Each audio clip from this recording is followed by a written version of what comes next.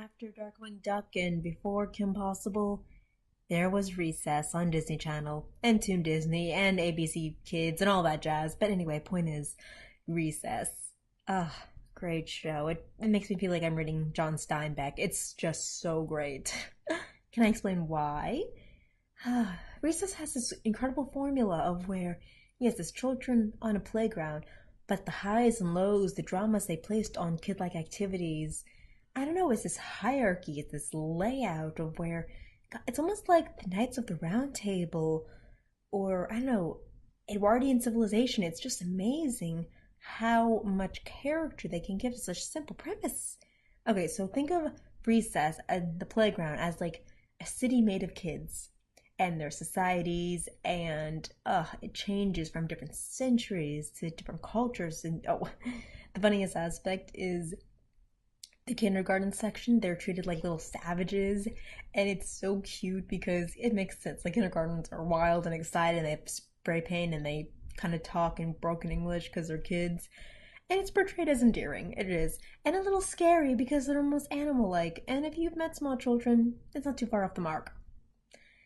But yes, it's just the way that these characters talk, and yes, even though all their dialogue is about silly things like trading cards and candy and like parent slips and homework, it's all quite juvenile, but the way that it's portrayed is filled with so much drama, joy, and angst and absolute seriousness that I feel like I'm watching a play. It's so well written. It's kind of like when you see people do play versions of the Peanuts, you know? Yes, it's kind of like when Sally's like, I was playing jump rope yesterday and I was struck down by how pointless life is. Okay, that's not the actual line, but you get my drift. And it has the wonderful characters. They're almost like literary characters, you know? God. Oh, okay, so we got TJ Detweiler.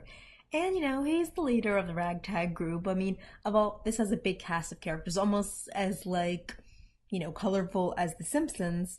This colorful cast of characters, but the main six are TJ and his friends.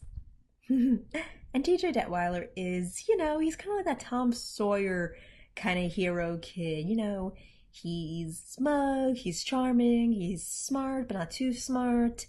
He's chubby, he's got the freckles, and he can be sweet, but he can also be very sneaky.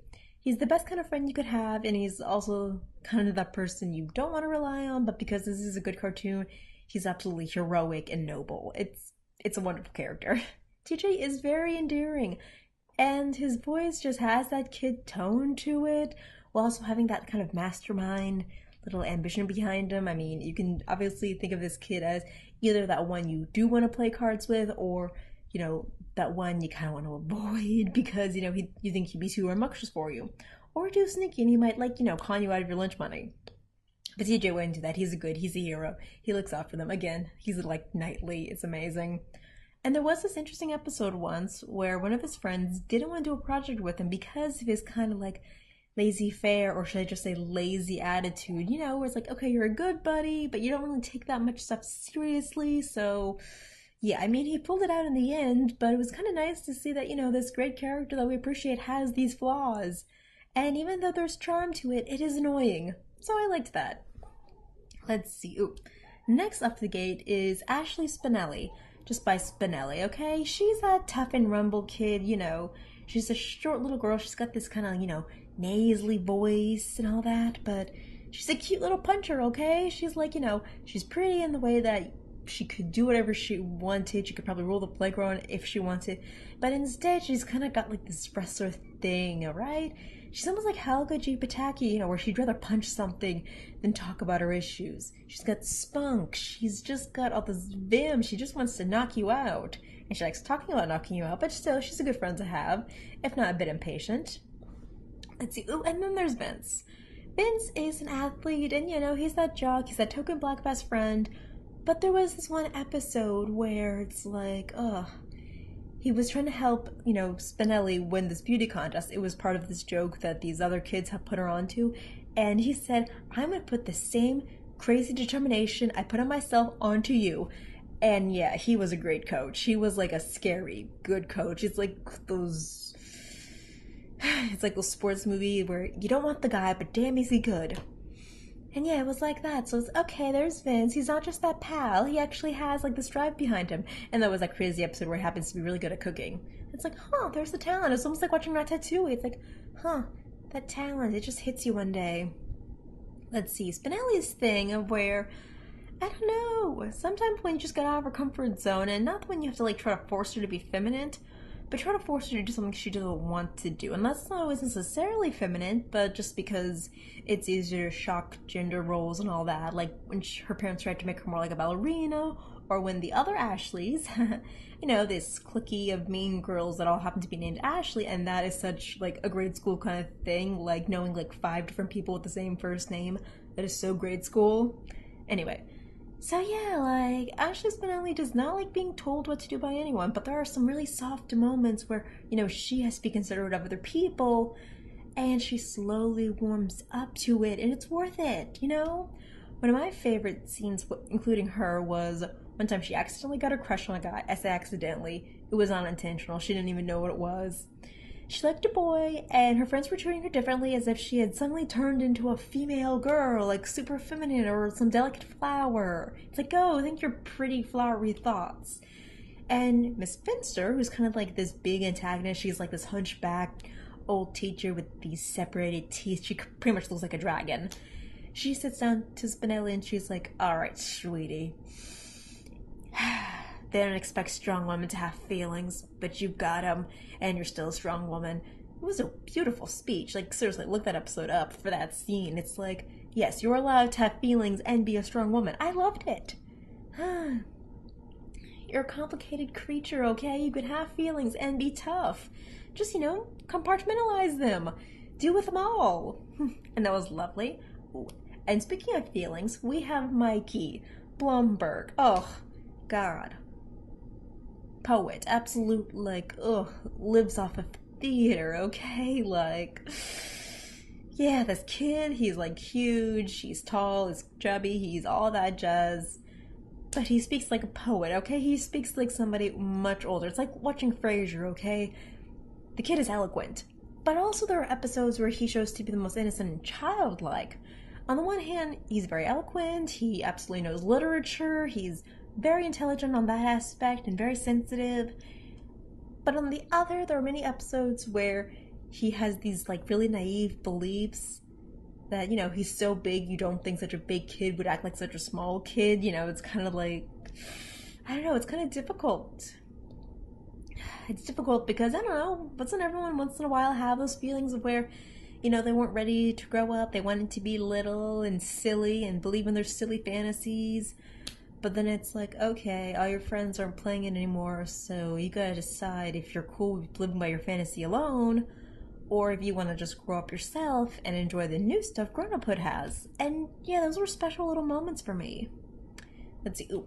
Then we have Gus, who, he's kind of like that Navy brat, but unlike real Navy brats I've met in real life who are kind of standoffish and spoiled, I don't know, Gus, actually he's an Army brat, my bad. Gus was more of, just that plain Jane kind of Betty Sue kind of character, that really, when someone else threw color at him, he kind of turned that color. He was like the chameleon. When you wanted to plot, he kind of filled the role. But he was small and he had these beady little eyes and he was good for a silly joke.